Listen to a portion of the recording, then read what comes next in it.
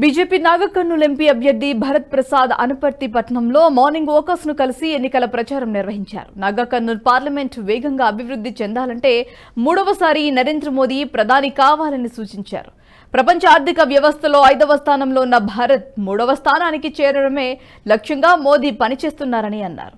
నాగకర్నూలులో బీజేపీని భారీ మెజారిటీతో గెలిపించాలని కోరారు. ఈరోజు నరేంద్ర మోడీ గారు ఆధ్వర్యంలో భారతదేశాన్ని అత్యంత బలీయమైన శక్తిగా ప్రపంచంలోనే 5వ స్థానానికి తీసుకెళ్లారు. మొదటి స్థానాని కోసం పోటీ పడుతున్నాం.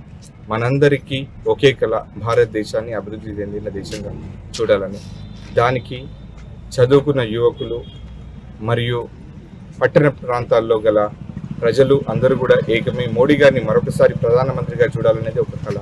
ఆ కళని సాకారం చేయడానికి ఈరోజు వనపర్తి పట్టణంలో వాకర్స్ అసోసియేషన్ తరఫున దాదాపు 3 గ్రౌండ్స్ తిరగడం జరిగింది.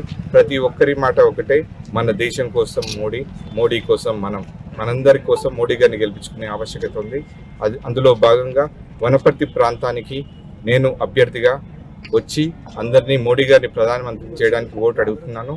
ఈరోజు వనపర్తి పట్టణంలో కావాల్సిన అవసరాలు అంటే రైల్వే లైన్ అనే ఒక కళ సాకారం చేయడానికి మోడీ గారు ఆల్రెడీ నాన్నగారి ద్వారా 12 కోట్ల సర్వే కూడా చేయడం జరిగింది.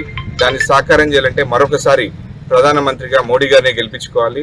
బీజేపీ పార్లమెంట్ అభ్యర్థి అయినా నన్ను గెలిపించి పార్లమెంటుకు పంపితే దాని కళను సాకారం చేసే పూర్తి ప్రయత్నం చేస్తారని మీ అందరికీ మాటిస్తున్నాను. ఈరోజు